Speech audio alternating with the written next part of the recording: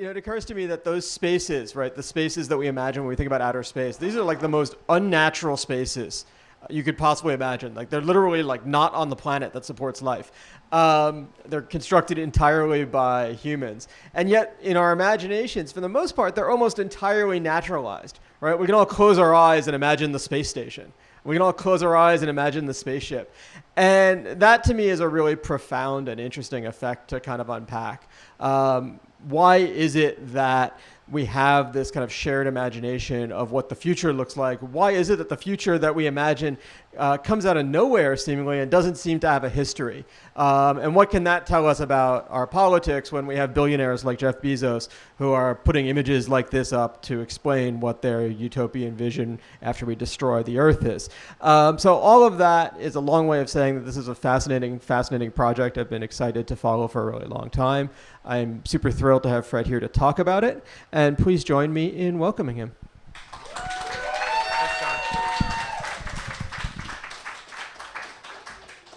So does this work, or use the mic? Okay, great.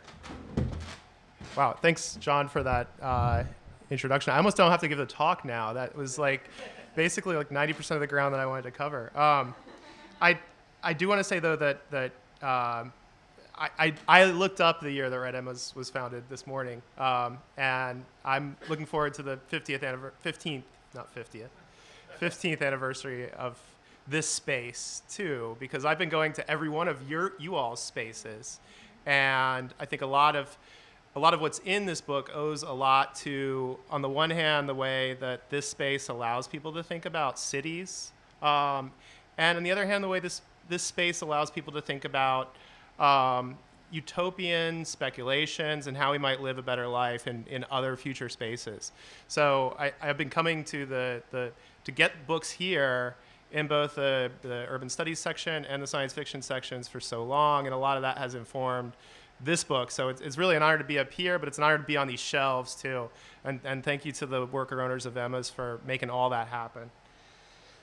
So this is a little bit closer. So what I wanted to do today was kind of a three-part thing. I'm going to give a brief talk about the book in general and the ideas that inform the book generally, and then I'll have a really brief reading that won't be more than 15 minutes. So the book is really about, the core topic of the book is a series of, thank you. So the core topic of the book is a series of meetings that took place in the NASA Ames Research Center in 1975 in what was even then called Silicon Valley.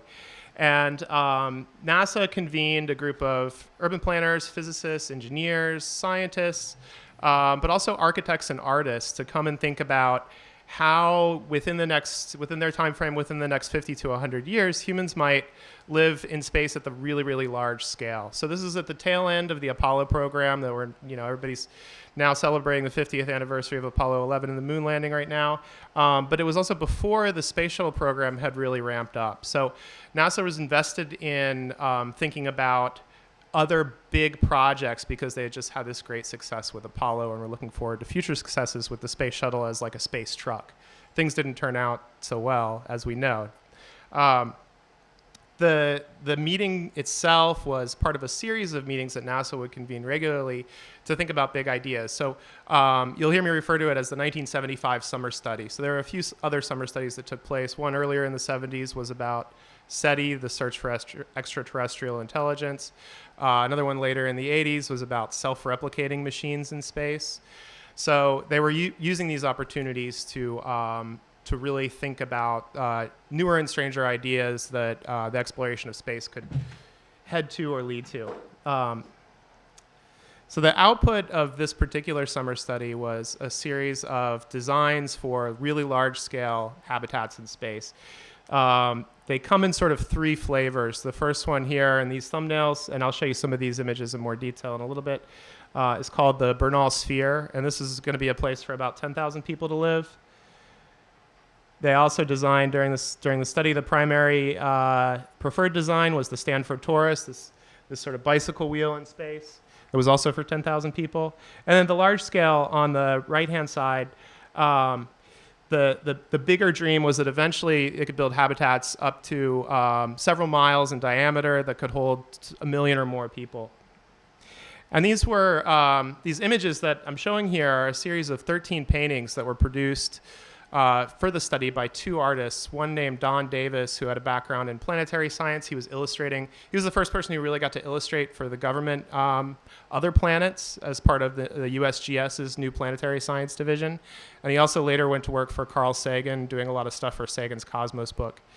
And the other painter is named Rick Guidice, who had a background in architecture and commercial art.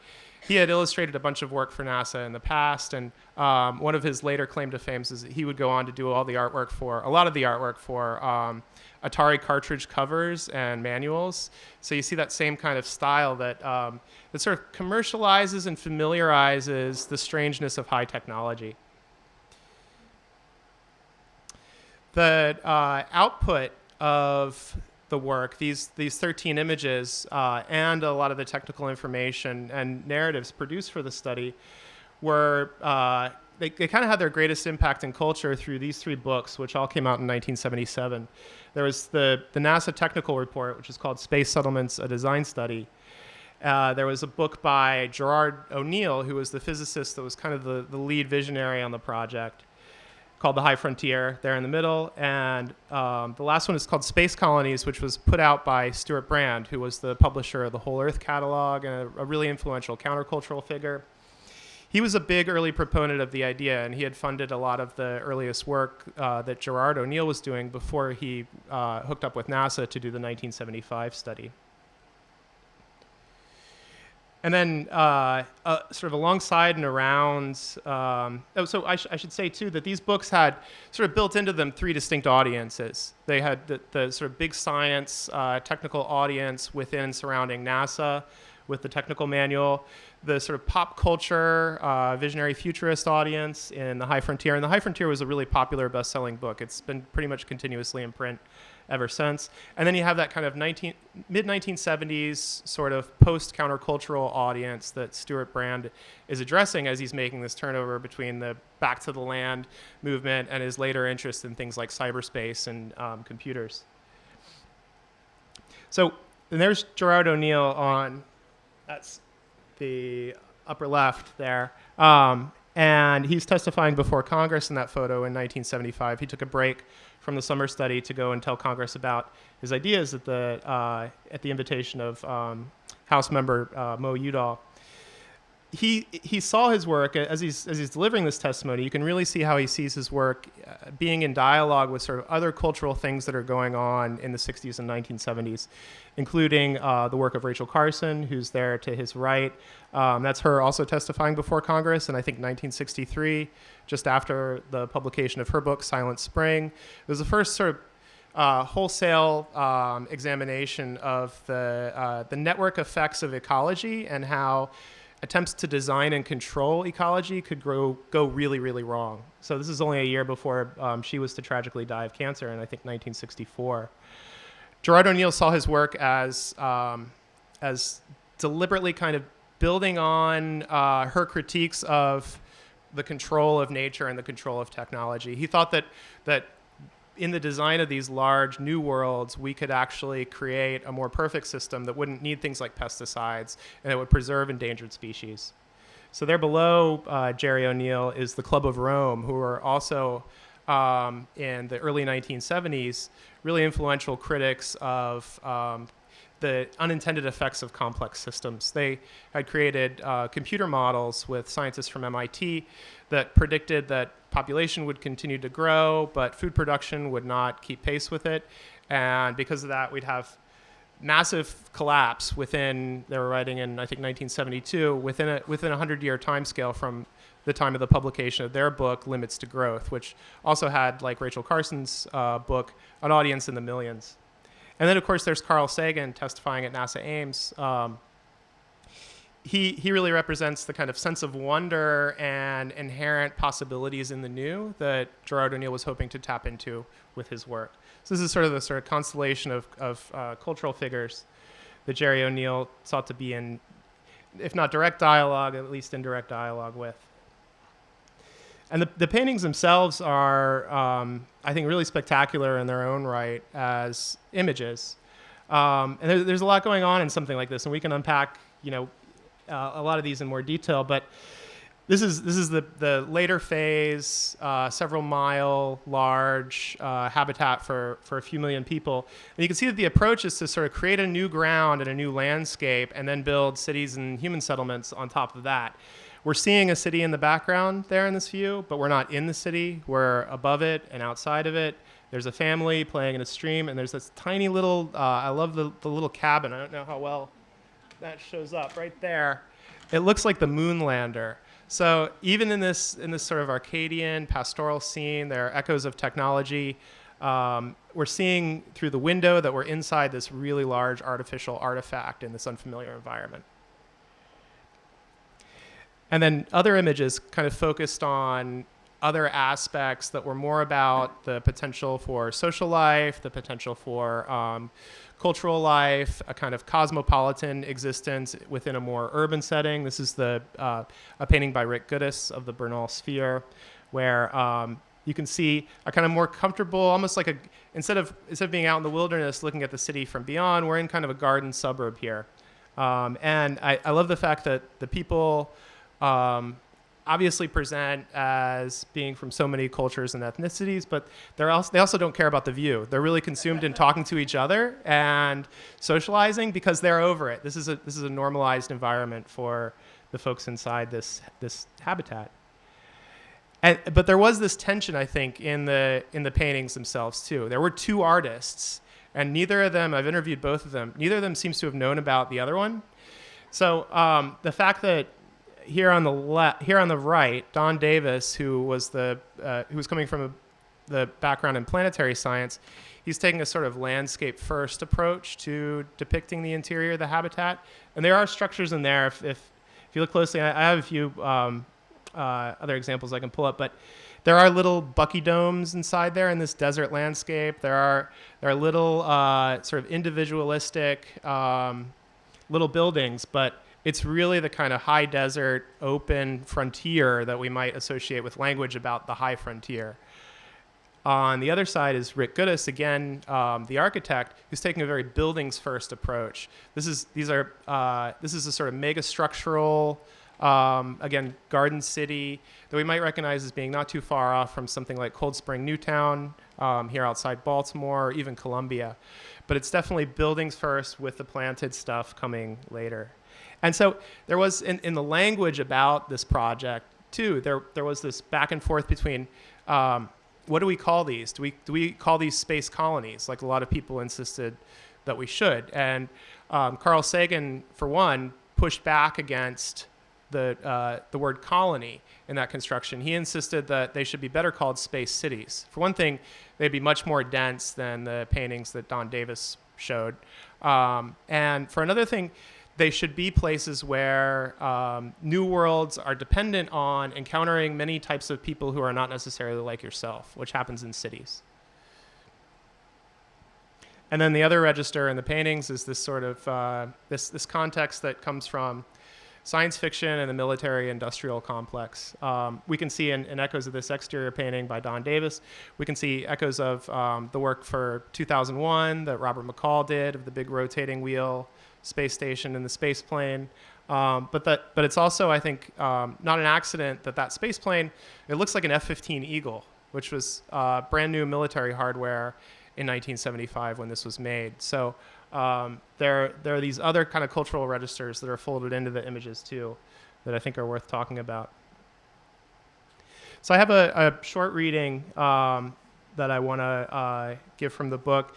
And this is from the second chapter, which is all about constructing new ground in the sky. And just to set up the passage that I'll read, I'll give you some context. This is a graph that was published by the Club of Rome in their book Limits to Growth. And this is the key document that shows that coming collapse of what they called industrial society or civilization. We can unpack the kind of complexities that are glossed over by that term. But what they thought they were warning about was basically the coming limitations in terms of space on the surface of the planet. Those are the limits to growth, is that humans would run out of space to produce new food. They'd run out of space to throw their trash away. They'd run out of space to live. And that this would be the sort of the catalyst for, you could see there, resource collapse, food collapse, and then eventually in the big solid line, population collapse. And we're like right there, right, in their models. So that's 2100 at the outside. So we're a little bit past the halfway point if their models are right. So the book also talks about, in parallel, how the history of modern architecture had always been about producing new ground in the sky. In particular, the book draws on Le Corbusier, who's an early modernist at the beginning of the 20th century, and Rem Koolhaas, who's a late postmodernist, who's still working today, of course. Rem Koolhaas, in his book Delirious New York, talks about New York and skyscrapers in general as this project about creating new ground in the sky. And this is one of the images that he shows that he uses to sort of diagnose this mania for doing this kind of thing in cities. And the language that modern architecture uses to describe cities is a lot like the language that the proponents of the space settlement project used to describe Earth. Overcrowded, dangerous, dirty, unpredictable. And then the other sort of contextual layer is of course, the science fiction of the 1970s, which was feeding off of these moods that were there running through popular culture. This idea that we would run out of space for people, we'd run out of space to grow food in Soylent Green, and then in Larry Niven's Ringworld, the idea that we or some future civilization would need to create whole new structures in orbit in space that would be several times the surface area of the existing planet. So this is a passage called Ground, and this will be about a 15-minute reading. Just as the reorientation of our spatial reference points calls into question our assumptions about shared experience on Earth, the constructed nature of this ground undermines other things we take for granted. The word ground itself contains contradictions. It exists both as a solid, concrete stand-in for all that is real, present, and unavoidable, and as an abstract metaphor for everything that recedes into undecidability. The philosopher Hegel extrapolated the nature of ground from a base state of being into an entire system. The Danish psychologist Edgar Rubin redefined theories of perception in the early 20th century around the contrast between figure and ground. Hegel's ground is the unity of identity and difference. Ground is something indistinct, existing outside of a thing, but nevertheless allowing that thing to exist. For Rubin, ground is always indicated in negative, even debased terms. In his work with subjects and their associations, he observes that, quote, feelings are attached to figures and not to grounds. To describe a figure's emergence from a ground, he uses a German phrase that he translates as how the ground becomes structured. As the reversal of figure and ground occurs, as in his most famous example here of an image that can be seen as a vase or two faces, the result is often ugly. This is another quote from Rubin. When one succeeds in experiencing as figure areas which are intended as ground, one can sometimes see they constitute aesthetically unpleasing forms. Back on Earth, ground falls into the background, of course, and dirt is dirty. We are indifferent to it at best, we avoid encountering it at worst, but we rely on it constantly. The need to produce ground in O'Neill's habitat designs, however, brings a whole other set of associations in history to the forefront. Anyone in the terrestrial building industry knows that a site usually pre-exists the architecture and that the process of construction generally proceeds from the ground up. Surveyors and geotechnical engineers measure the surface of the ground. They issue reports about its depth and contents, with consequences for the structures above. The technical quality of soil has ranged across history. In Terra, a philosophical discourse of the earth relating to the culture and the improvement of it, English gardener and diarist John Evelyn in 1676 discusses soil types in terms of appearance, color, texture, smell, and even taste. The National Soil Survey Center for the U.S. Department of Agriculture regularly updates its field book for describing and sampling soils. The third version includes a triangular matrix for describing soil texture with sand, silt, and clay at the apexes and an ideal loam at the center. The characteristics of ground on Earth cannot be assumed as given, even less so in space. In O'Neill's structures, the qualities of the ground and soils would be explicitly designed and specified, and their installation comes near the end of the construction process. Only after the superstructure is built, spun for artificial gravity, and pressurized with air can the ground be made. This ground would also have to be shaped with deliberation. In Delirious New York, Rem Koolhaas gleefully notes the contradictions inherent in the terms of the original brief for Manhattan's Central Park. Quote, "To interfere as little as possible" was one of the charges of the Central Park Commission, but also, quote, "to increase and develop landscape effects." The parcel that Frederick Law Olmsted and Calvert Vaux would remake was hardly an untouched frontier. The Lenape and other native people had inhabited Manhattan for centuries before the growing city displaced them, and when construction began on the park, whole villages, churches, cemeteries, and farms full of immigrants, the poor, and the formerly enslaved were again pushed out. Olmsted and Vaux produced scenographic and picturesque depictions of a state of nature, their park appearing as if it existed just before humans arrived on the scene. But that nature was somehow also perfectly appropriate for recreational use. In Central Park, new technologies like blasting powder and steam shovels reshaped the ground. Once it was discovered that the existing land wasn't fertile enough to support the lush forests and meadows, new soil was shipped in from New Jersey and processed on site, including contributions from the productive sewage of New Yorkers and bird guano imported from Peru. More than just light and air, Central Park was also supposed to provide lush ground for a congested Manhattan. The aims in the landscape here, as in that of the O'Neill Cylinder's valleys, was an Arcadia without ego. These designs expended every effort to make a ground that seemed effortless, and to imply a condition that ameliorated the despoliation that took place outside the park's rectangular frame. More contemporary landscape projects have pushed this logic that categorizes and maximizes the utility of ground to further extremes. On the one hand, the substance of ground forms inhabitable geometry, and on the other, it contains nutrients that support other things that we apprehend visually. To address these two imperatives, ground is shaped and reconstituted in increasingly aggressive ways, and masked with increasingly useless stuff. In 2015, Maggie Daley Park here in Chicago reopened. Built on the roof of a 4,000-space parking garage, the park was constructed to replace the existing Daley Plaza when the artificial ground there had begun to fail. A waterproof membrane had corroded, and the existing plaza's paving, trees, grass, and soil had to be removed to install a new membrane. To reshape this new ground into the kind of picturesque topography made by Olmsted and Vaux's rock blasting and compost, while keeping an eye towards cost and weight, the park's designers sculpted the bulk of the landscape in expanded polystyrene, or EPS, foam. The valuable topsoil was removed from the previous plaza surface and was stored off-site and then reinstalled on top of the foam. The faceted layers of foam were smoothed into grassy hillsides, trees were installed into deeper pits that had been shaped in advance and filled with nutrients to suit their root systems. So even when this artificial ground ostensibly exists for other forms of life, like the trees, those other living systems are there for the enjoyment and appreciation of the human users in this way of thinking. So at a different scale, but with similar methodology, the ancient super-civilization in Larry Niven's novel Ringworld has created a space habitat a few orders of magnitude larger than anything O'Neill or Olmsted worked on. This artificial world is a ring around a star with a radius as large as the distance from Earth to our sun. The Ringworld's builders have used all the mass of a Jupiter-sized planet to construct it.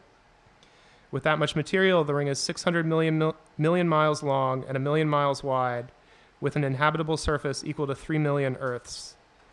To make the most of the available matter, the half-mile thick ground surface of the Ringworld is treated like a giant piece of sculpted sheet metal.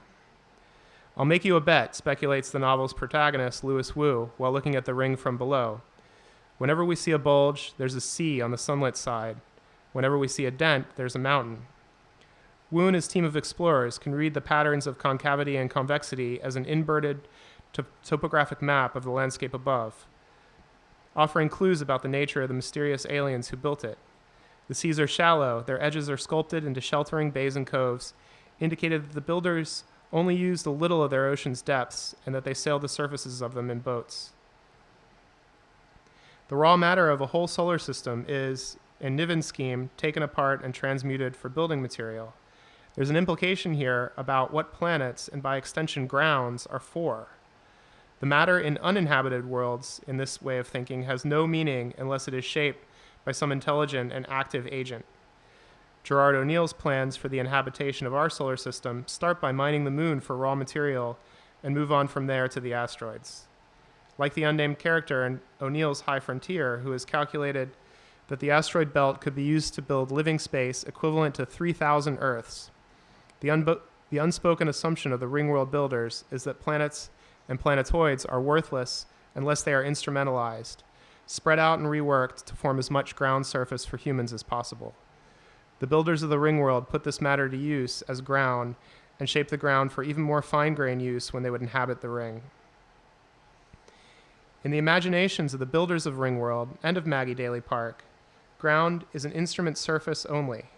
If there's nothing useful underneath, then it may as well be null and void, either the cheap blank white of EPS foam or the empty black vacuum of outer space. They conceive of this nullity as poché, the solid space, physically and conceptually, left over when an architecture is thought of as an act of subtraction, opening volumes from a given mass. The spaces in Donato Bramante's original 1506 plan for St. Peter's Basilica at the Vatican, for example, were not literally made by finding some pre-existing solid substance and then systematically carving it away.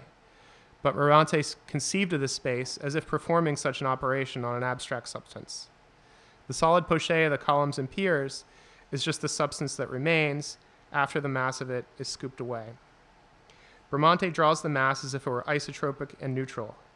It is shaded uniformly to contrast with the primary space as a figure within a ground. This method of drawing in the solid mass to define uninhabitable space persists, even when those solid masses are composed with sheets of panelized, finished material on open frames, threaded through with ducts, wiring, insulation, and other systems. Architects will often draw them as uniformly shaded masses of poché. In Central Park and Maggie Daley Park, the landscape is poché, shaped by the useless mass of infertile soil or solid foam.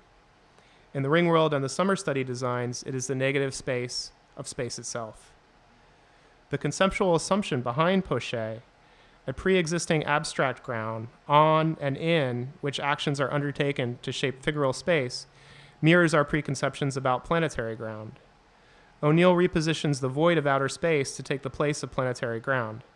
As he asked his freshman physics students at Princeton in 1969, quote, "Is the surface of a planet really the right place for an expanding technological civilization?" Unquote. The same kind of inversion shows up in remarks he made to Stewart Brand about the nature of planets. And this is an extended quote from O'Neill here. He's talking to Brand as a respondent in Stewart Brand's Space Colonies book. So this is O'Neill talking. "The sort of analogy that I like to use nowadays is to say that here we are at the bottom of a hole, which is 4,000 miles deep. We're a little bit like an animal who lives down at the bottom of a hole. And one day he climbs up to the top of the hole, he gets out, and here's all the green grass and the flowers and the sunshine coming down. And he goes around and it's all very lovely, and he finds another hole, and he crawls down to the bottom of that hole. And if we go off," this is again O'Neill talking, "if we go off and try to get serious about colonizing other planetary surfaces, we're really doing just that. It's kind of atavistic, but there really isn't any other excuse for it." And this is his argument for keeping away from planets in general and just building in free space in orbit. So in this system, planets are not solids, space is solid, and planets are holes. These planetary holes are what astronomers and physicists call gravity wells, because they require large amounts of energy from something like a rocket to climb out of them. O'Neill pushed the idea of a gravity well even further, imagining it carved out of the solid poché of outer space. In a reversal of figure and ground, the solid planets are seen as void traps. Once we, as the animal in the story, manage to get out of the hole, we find ourselves on the surface of that ground, full of the same light, air, flowers, and sunshine that Le Corbusier sought and Koolhaas theorized as speculation. The utility of this new constructed ground can only be realized by mobilization of matter from elsewhere. For that, both O'Neill and Niven look to planets and planetoids. The green grass, flowers, and sunshine that O'Neill's animal encounters are only accessible when the surface that supports and receives them is assembled from material taken out of the interior of other actual holes. In her 2014 book, Undermining, the artist, curator, and researcher Lucy Lepard traces a web of personal and conceptual links between land use practices, resource extraction, and land art in the American West, She locates one dense portion of this network around gravel pits near her home in rural New Mexico. And this is an extended quote from Lucy Lepard here. Out in the margins, she says, where local scars cover for global perpetrators, we live in a distorted mirror image of the center, which perceives our nature as primarily resource. Here, negative space can be more important than what's constructed from its deported material elsewhere. The gravel pit, like other mining holes, is the reverse image of the cityscape it creates, extraction in the aid of erection. If the mobile city is vertical, a climb, leading to a privileged penthouse overview, landscape is predominantly horizontal, a walk through all walks of life. Like archaeology, which is time read backwards, gravel pits are metaphorically cities turned upside down, though urban culture is unaware of its origins in rural birthplaces, end quote. So whether we're taking apart the asteroid belt to build 3,000 Earths or deconstructing Jupiter to make 3 million of them, in order to create this new ground, humans would have to maximize extraction to the scale of whole solar systems. The ground we make with the matter we extract is purely for human use, with nothing under us but the inverse of value, the poche of the void. Buckminster Fuller called out the practice of extractive energy generation from fossil fuel or nuclear fuels as one way that humanity was, quote, spending its cosmic energy savings account. In the construction of these large-scale space habitats, we consume all of our resources to create pure potential use. The void is the inverse of the wealth that exists as a given in the ground of planets, and solid wealth is turned into void wealth in the form of monetizable, occupiable space within a hollow shell. By making a habitat in a vacuum, we displace the void from site to non-site, from present space to absent planet. A bubble of speculative value in what was once vacuum is made possible by the creation of new empty space where there was once a stock of planetary substance. Once this value is extracted and used, it can never be mined again. The explorers of the ring world slowly come to the practical realization that this place contains no raw resources in its ground. Dig on any world, one of the book's explorers points out, and eventually you will find some kind of metal ore. Here you will find only 40 feet of soil, and then the ring foundation. That material cannot be worked. If it could be pierced, the miner would strike vacuum, a harsh reward for his labor. In an essay about supersized artificial structures like the ring world, Niven writes about the ring's newly constructed frontier. It will be some time, he says, before anyone complains of the crowding. Like O'Neill's construction of room for growth, this is Niven's rebuke to the Club of Rome. The ring world, for him, is a place that cannot be overpopulated. It's built to run entirely on solar power, with no natural resources to exploit or waste or pollute beyond its sheer surface area. But in Niven's novel, civilization has collapsed in a situation not unlike something predicted by the pop futurists of the 1970s. The superconductors that move energy around have rotted. The signature element of the ring world cities, the castles and ornate skyscrapers that floated above them, home to the population's elite, have fallen and crashed, along with the social system and all knowledge of the science that made them possible. The ring world's inhabitants are doomed. If they seek new resources in the ground below, they will find only the void. So that's it. Oh.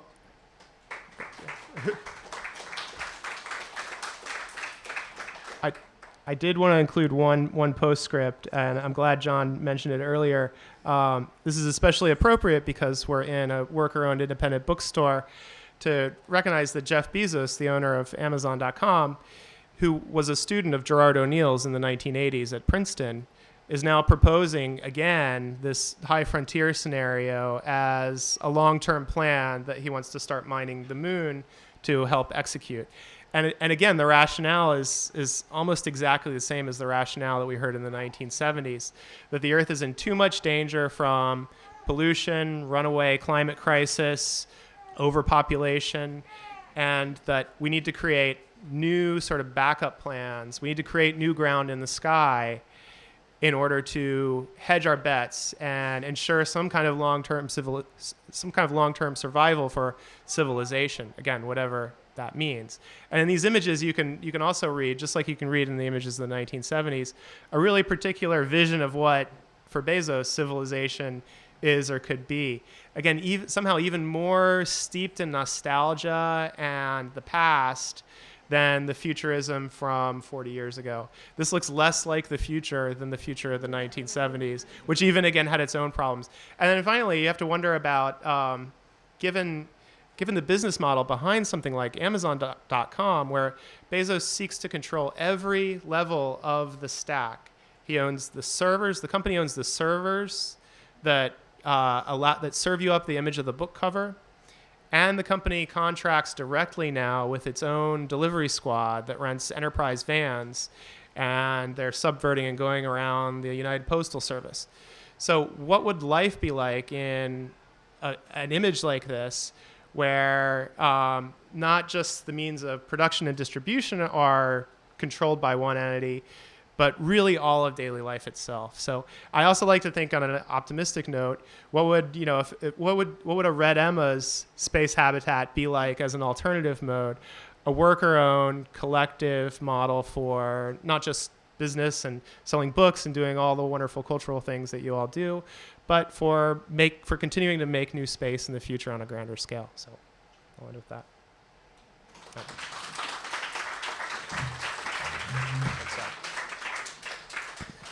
Okay, so I think we've got time for some questions. I'll bring a mic out to you just to make it easy for everybody to hear.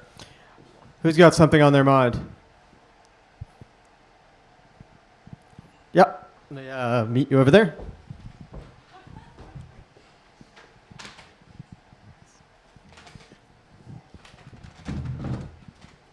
Why in space, right? So it seems like there's this idea of having like a self-sustaining ground that's totally constructed, but why do it in space as opposed to, like building it on an ocean or in the desert? Yeah, I think that there's in the 60s and 70s, there's all this parallel work that tries to build new cities even under the ocean, right? And in Antarctica, domed cities in Antarctica. I think one of the answers to that the people from the 70s would tell you, if you ask that question of them, is that once you're out of that hole, that gravity well, it's cheap and easy relatively to get almost anywhere. Even though their stuff is really spread out, you can easily go get a big asteroid. There was just a story on CNN the other week about a giant asteroid made of palladium. And what you could do in terms of like how many iPhones you could make if you went and got that thing and turned it into iPhones. So resources are easy to get in space because it's easy to move around. Also, the sun's always on. So the other major justification for this project in the 1970s was that what these people would be doing is they would be industrial workers for the most part. They would be building huge solar power energy satellites to beam power back down to Earth. And in O'Neill's actual words to Congress, he said they wanted to put the Middle East out of business. So I don't know what happens when you give somebody the keys to what's basically an orbital death ray, but that would have had interesting unintended consequences too. The other aspect of, I think, your question is like why in space is that if you can make and control an entire environment in space and make it a self-sustaining sort of Edenic ecosystem that just worked, we could also do that on Earth, right? Someone could also do that on Earth. If you can find all the hidden connections that Rachel Carson worked so hard to trace out, that modernist planners were ignoring, if you could find and sort of really kind of work with those instead of against those, we could solve a climate crisis, and we wouldn't need to build this. So I should say at the outset too is that one of the first people to talk about this project from an architectural background, and that's my background, that's where I'm coming from, was Ludwig Glaser, who was a curator at MoMA in the 1960s. And they asked him what the architecture would look like in these space habitats. And he said, I don't have an answer to that. What I want to start creating, he said, he told Gerard O'Neill, is not a set of answers like that, but a catalog of questions. So I think holding on to these questions and not taking them for granted, like, why not the Earth? Why not? Why can't we, whoever we is, why can't we do that here? Why in space is still important, and we don't need to take this kind of thing as an inevitability. Yeah. How do you qualify for a ticket for one of these types of settlements? Yeah. And secondly, when you talked about Gerard O'Neill's vision in these representations, you mentioned cosmopolitanism, right? What does this cosmopolitanism look like? I mean, in terms of the people, right? We're at Red Emmers, so I would be remiss to mention, not mention class and race in terms of this picture of these types of settlement. And then maybe in terms of the legality, the sovereignty even exists in space here, or the sovereignty even legitimate anymore. Yeah, I mean those are good additions to a catalog of questions, right? And I'm still fascinated by the fact that this is the only painting in the whole suite of space settlement paintings that shows people this close, and it's also the only painting that shows people of color. And when I interviewed this artist, Rick Guidice, I don't know if you can see, but there's a woman who presents as Latina. There's a black woman with an afro there. The guy in the front, he modeled on the quarterback for the Dallas Cowboys in 1975. I can't remember who that was, but maybe some of you remember. He's using clip art to assemble this group, and he's using reference photos. And he couldn't remember who the model for the woman with the afro was, but I think I tracked it down. It's not Angela Davis. It's not Foxy Brown. It is it's a picture from one of the first clip art collections to include black people, called "Smiling Woman with an Afro, 1970s." So you can see in there this normalization of things like black radicalism that was going on in the 70s. This almost like recapture of the idea that black space could exist as black space, and certainly the thinking of Angela Davis, back to a kind of a cosmopolitanism, which is really interesting too. There's a really interesting tension there between ideals about melting pot, that are still, and this is 1975. This is the American bicentennial, effectively. So questions of the American project in general are really current, and they're not easily answered. How did these people get a ride? That's not easily answered within the project as well. What Gerard O'Neill's book describes, though, in one sequence, a kind of narrative sequence, is really interesting in terms of how the process that you'd have to go through in order to go even as a visitor. He describes a necessary quarantine of several weeks. And there's a list there of the things that a person would be quarantined, it would be inspected for: diseases, pests, parasites, and bad ideas. So, which is just, glossed over, just like, okay, there's a bullet list. Okay, check. No, none of those, none of those, none of those. So there's a catalog of questions here for sure. Yep. Yeah. I remember when speaking to you once, a mention that you made about in these absolutely designed societies, effectively what you're getting is a kind of fascism from that. And with your mention of all the resource extraction, but then having this perfect location that has no resources to extract, what was just occurring to me is just a question on absolute time frame, sort of parallels of what happens on Earth, of just the locations that are in decay being cannibalized by perhaps new settlements. And just, was there any discussion of this kind of absolute time frame ideal for these colonies, or settlements rather? Right. So that's one thing I like about this painting, is that it shows there's a little asteroid over here that's getting ready to be taken apart or something. You can see the solar power satellite up in the other corner, along with the F-15 spaceship. Right. It's just pushing off. In many ways, it's pushing off this question, if this even is indeed a question of resource exploitation, to not even that far future. Limits to growth in O'Neill's worldview were seen as anti-American. explicitly. And that's part of what he told Congress in 1975. He started his talk to the House Committee on Science and Technology with a reference to the Club of Rome's idea of limits to growth, calling it literally anti-American. He says, well, obviously we can't do that. So here's my answer, is to follow this scheme for expansion into outer space. That curve, here going down, but that curve, that American curve that goes up and to the right of GDP growth, industrial capacity, population, could continue indefinitely if we went to space. That only puts off the problem, right? Sooner or later, it's a Ponzi scheme, or it's a question of using habitats to build more habitats to build more habitats to build more habitats. So there was a technical paper. I still follow the literature from the 20-teens on this. There's a technical paper released just a few weeks ago that talked about, well, let's propose limiting the resource exploitation of the entire solar system to just 10%. Right? Let's just take for granted only 10% of the asteroids, take apart only 10% of the helium-3 on Jupiter or whatever for fusion power. And the authors of the paper were like, this is really great because we can continue to have an expansive economy and industrial base for at least another 400 years before we have to reach a steady state society.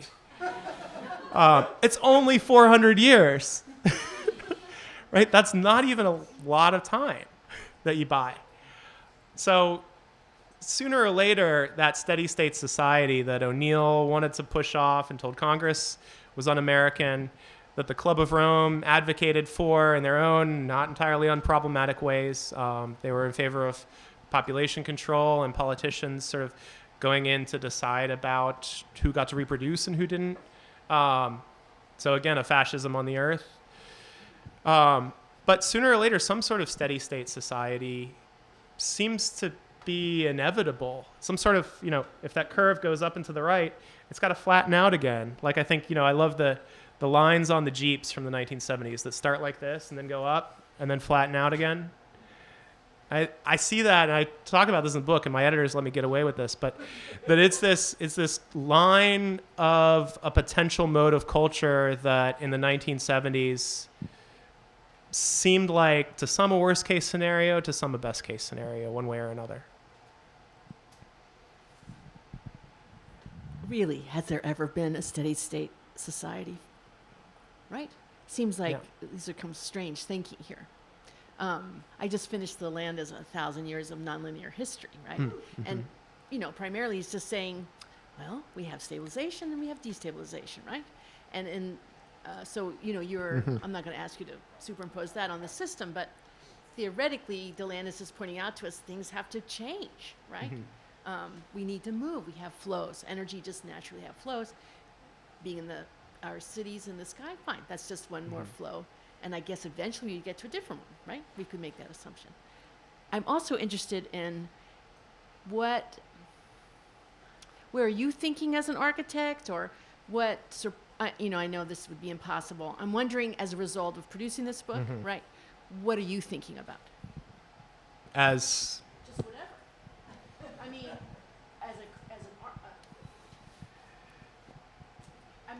I love the fact how you said we just have questions, more questions to ask, right? I just love that. Yeah. What questions are you asking? Yeah, I think that for me, as my project as someone whose base is within the discipline of architecture, is kind of twofold. It's to point out that people who design spaces should pay attention to, for one thing, how we imagine new spaces in the future in science fiction and the cultural imagination, for better or worse. And another thing, how those spaces are made within space science. Because in the specification of every aspect of a space, every choice offers opportunities to include or exclude certain people. Whenever we design a space, there's an implicit notion of who the space is for.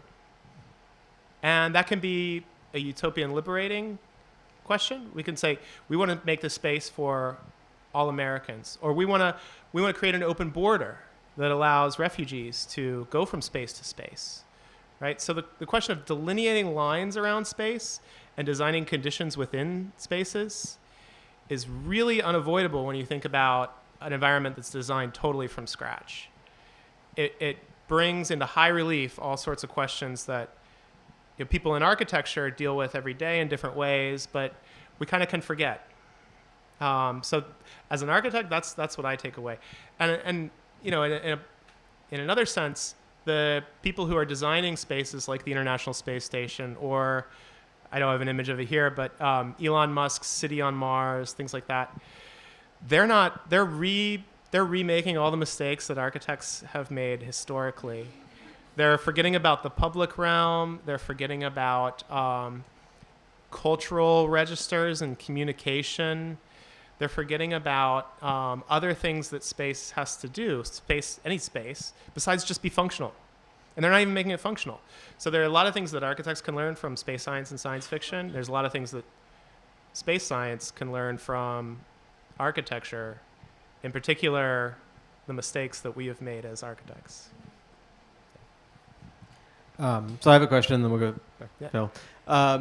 My question, I guess, has to do with kind of this particular historical moment and the difference from today. So I look back at that time, and you have this like really tremendously interesting kind of it's the sort of reconfiguration around information science, space science, like all of these things are requiring a kind of openness to utopian thinking, right? So like you have to kind of let the utopians into the congressional briefing, right? Yeah. And so there's this whole way of interacting with the idea of what does a space environment look like, where people who are thinking expansively about, freedom and liberty can be in that conversation like as official participants. Mm-hmm. And I kind of wonder today if we're past that. I think about these, the Bezos, milking Bessie in the neoliberal space tunnel. In the space barn. Yeah. And it, I don't see that same openness at all. I see like a real capture of the utopian imagination. I see a real displacement of that kind of, possibility for people who wanted to think differently to be kind of on the inside of these processes. And I wonder what does that say about our mode of engagement with this stuff today? Does it have to be just totally antinomian? Does it, do we have to just, refuse the vision of space that's being presented without proposing our own? Or is there a way for us to constructively engage, in an official way with the project of space? Yeah, that's a really good question too, because one thing I've been lucky to find in doing this work and talking about it with other people outside of architecture and inside of architecture is that there are all these other fields who are already starting to do that. And there are people gaining sort of spaces at different tables and within the spaces of rooms where these kinds of places are designed.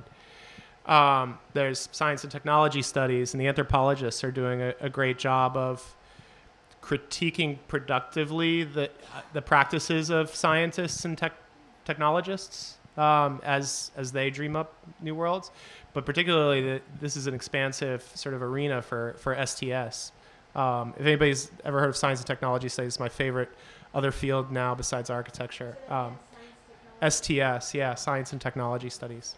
At the same time, people within new spaces, particularly younger people, are organizing around critical perspectives on projects related to space exploration in general.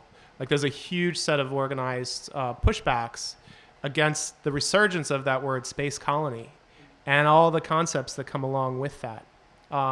That's becoming more and more organized. There's a great nonprofit that was just founded last year called Just Space that is about using the way we think about exploring and even living in space to critique givens, to critique outmoded methodologies that inform the current practices, but to do that kind of with love, right? These people are the biggest space nerds you'll find on the planet, and a lot of industry people still respond to them like, hey, you're trying to take away my toys. And so there's this growing kind of back and forth dialogue between this really defensive posture, which says like, we haven't even done anything yet, and you're already trying to tell us we can't do it. And this other side that says, look, we love what you're doing. We want it to do the best. We want it to be the best it can be. And we want you to understand that things, as my friend Lucien Walkowitz is an astronomer who talks about this stuff. And one of the things that they say is that what happens in space happens on Earth. So, and because they're an astronomer, they have access to these rooms. They know who to call to make that critique in a way that it'll be listened to. So I'm really optimistic about that.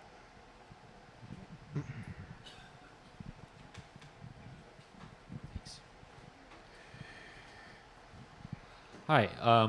So I'm a really avid science fiction reader, and you were talking just prior to the last question about the likes of Elon Musk and Jeff Bezos having this really, arrogant, attempt to impress their vision of the future in space upon all of humanity, and inherent in any single person doing that is a complete failure of the imagination. Like, it's just not enough for a project like this can't be organized from the top down.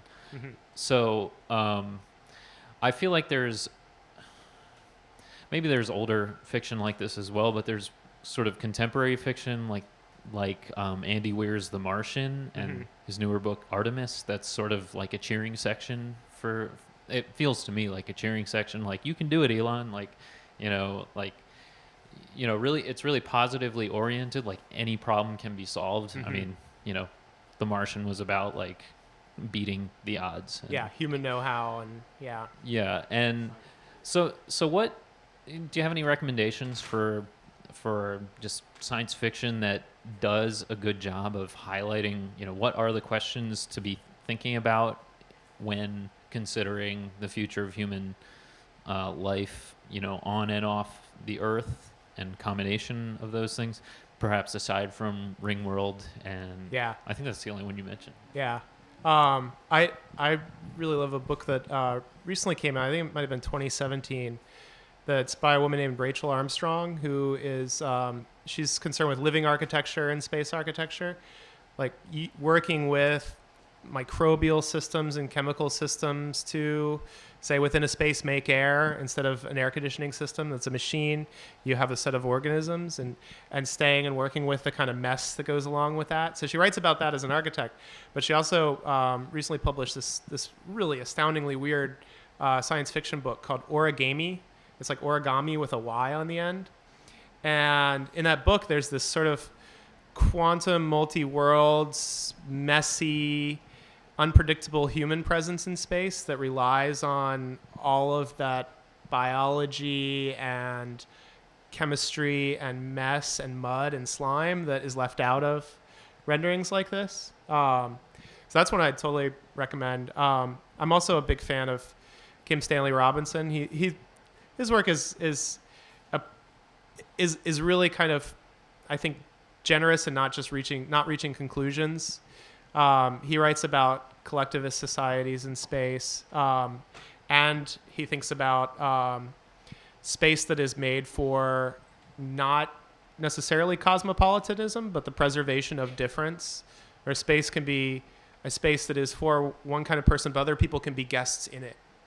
So there doesn't have to be this sort of smoothing out of cultural difference in the kind of vision of the melting pot.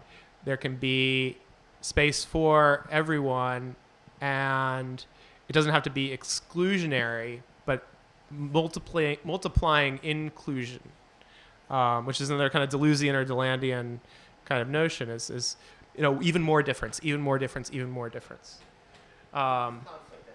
There's conflict, of course. It's a novel, but there's always conflict. But and if I think of any more off the top of my head, I'll let you know, Phil. But those two come to mind right off the bat. Especially Origami. It's one of the strangest things I've ever read, in a good way. So I think we have time for one or two more questions. I want to make sure, since this is like an official book launch, that we have time to buy books and then celebrate the publication of the book after the talk. So any last thoughts people want to get out on the table?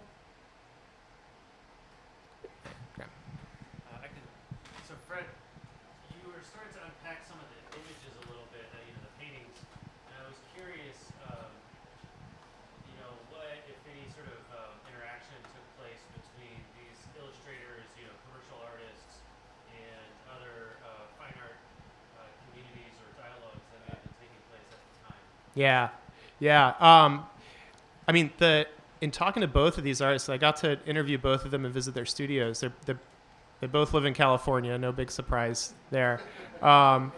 And they both said in different ways that, like, at the time, they hadn't taken seriously the painting as an art object in ways that they wish that they should. So Miriam, my wife, came with me, and she has a background in fine arts, and she was able to provide critique and context of these paintings, especially by Rick Guidice, as kind of art objects. This background is by Guidice, and it's really heavily painterly. Right? You can read the gestures, you can read the nature of the material, and I think that was one of the things he consciously tried to do. He talks about nobody used to sign the paintings until he started doing it, and nobody cared about the canvas, or in this case the board, the gesso board itself, after it had been photographed and used for publication. Now, of course, even right now, these paintings are in. Right now, where is it?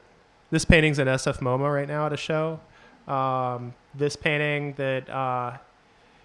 is lost, unfortunately. Another set of the paintings is in the Design Museum in London for a show that's opening this fall. So they're now increasingly appreciated as art objects, and I think that's really interesting. I mean, they have a lot going on in their own right as paintings, but also as kind of like objects that capture this coalescence of kind of weird cultural forces that would otherwise never sit side by side.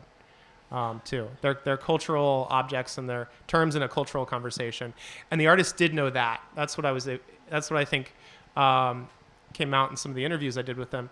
They knew they were being critical in a painting like this. The artists knew that it wouldn't really look like this, that it wouldn't really be this nice. And part of the way the painting is put together is intended to be a critique and even a provocation of those assumptions that it would be this nice. All right, so maybe 2 more quick questions? No? 1? Yep.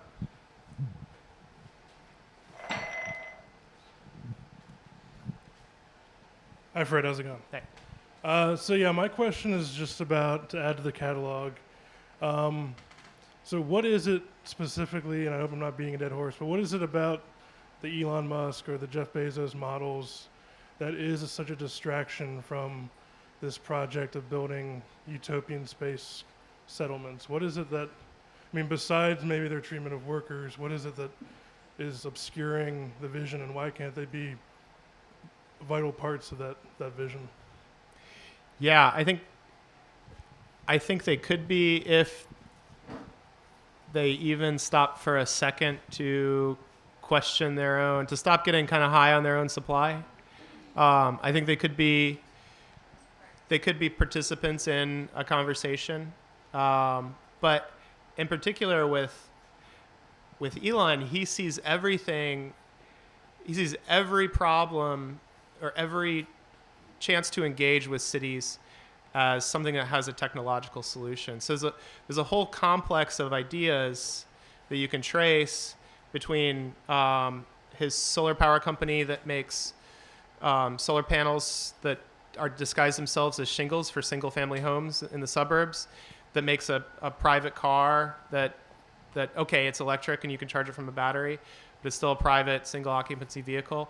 And then he went with his urban transportation scheme. It went smoothly from, we're going to make a tunnel for trains. Oh, no, they're not really going to be trains. They're going to be a carriage for cars. Oh, no, we're just going to put the car in a tube.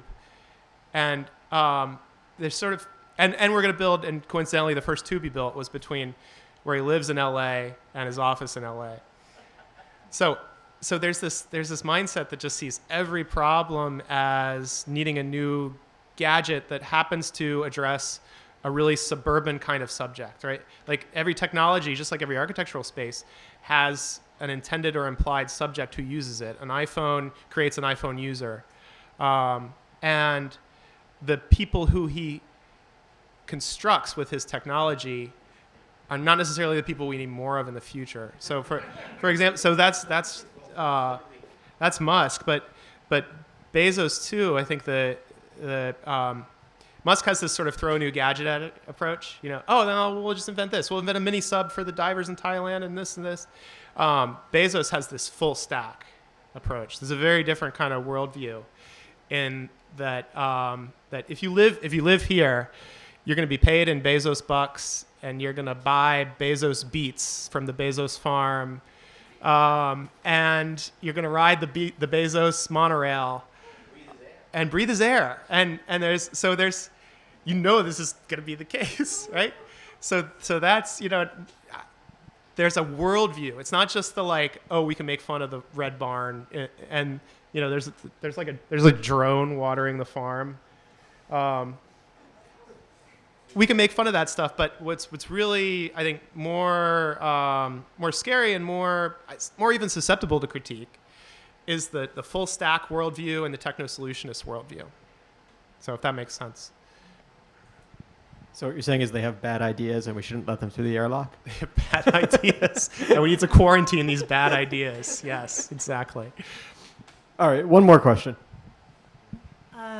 Congratulations. It seems like a really fantastic book. I was thinking about two things. One is Gil Scott-Heron's Whitey's on the Moon, which seems like a perfect song for this whole visioning. It's the first epigraph in the book. Is it really? Oh, that's quote. great. Yeah.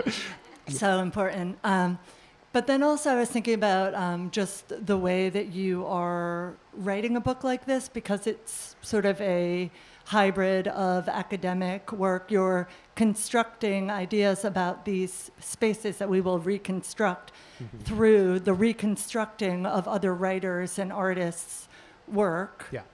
So I wonder if you could talk about that. Seems like a pretty interesting content and form game you're playing. Yeah. I think as somebody who's also in academia and teaches design specifically, I don't teach theory or history. I teach design, and there's this approach that I think designers who write use that is really useful, which is just to grab whatever's useful at hand to help you think about the thing, to help you think about how the thing works and what it wants to do or what you want it to do and whether it's really doing the things you want it to do.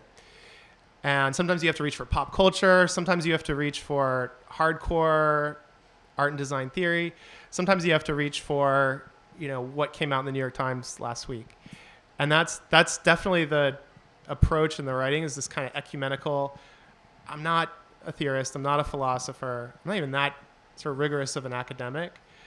But I like using things that are to hand to tell the story that I want to tell, or to examine, or as tools to examine and break open the thing, whatever tools are to hand. So that's definitely an approach that informs the book. But it's pretty fascinating because that's the way that these spaces are being designed. Yeah. It's the same, what's that hand? Yeah. It's The barn.